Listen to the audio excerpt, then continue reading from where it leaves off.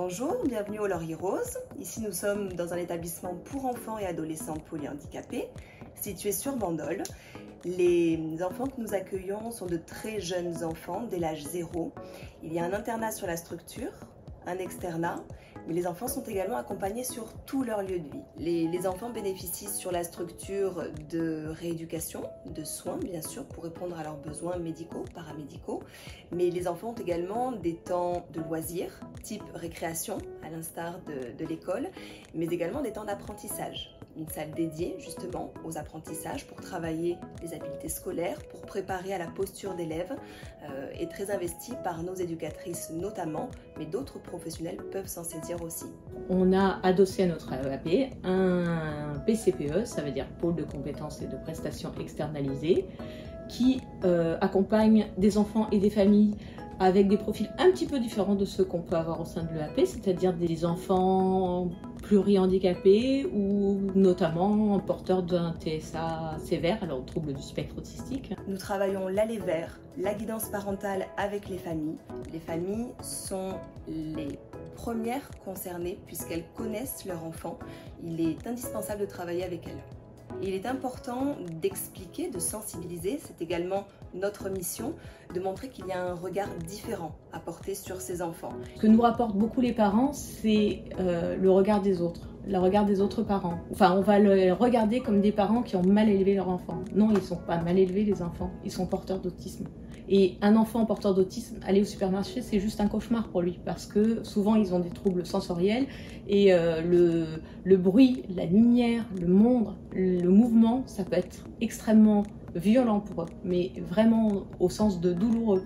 Et donc, de pouvoir porter un regard bienveillant à l'égard de ces familles qui vivent ça au quotidien, c'est déjà énorme. Les enfants que nous accompagnons sont pour la plupart non oralisants, ce qui ne signifie pas qu'ils n'ont rien à dire, ce qui ne signifie pas qu'ils n'ont pas un message à faire passer. La communication est un droit fondamental.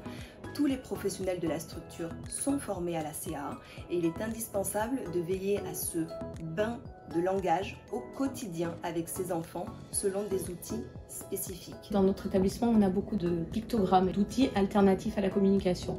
Ça permet aux enfants de pouvoir communiquer, parce que le plus important, c'est pas de parler, c'est de communiquer. C'est hyper important, c'est un peu leur donner une voix, en fait. C'est des enfants qui sont sans voix, c'est leur donner une voix. Et en ayant une voix, ça leur permet d'être acteurs de leur vie, puisque du coup, on ne parle plus pour eux, ils peuvent communiquer eux ce qu'ils ont à dire.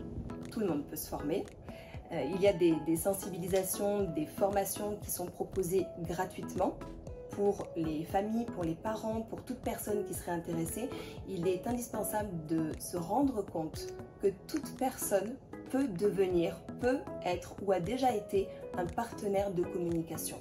Il est parfois difficile, et c'est ce qu'on observe, de rencontrer un enfant non oralisant, un enfant qui crie, un enfant qui a des gestes qui semblent incontrôlés pour la personne qui ne connaît pas le handicap. Et on se demande comment l'aborder, ce que l'enfant apprécie, si il veut nous dire quelque chose.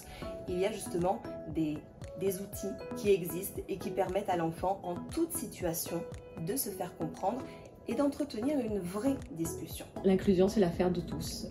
Parce que avant d'être des enfants polyhandicapés, avant d'être des enfants porteurs de TSA, ce sont des enfants.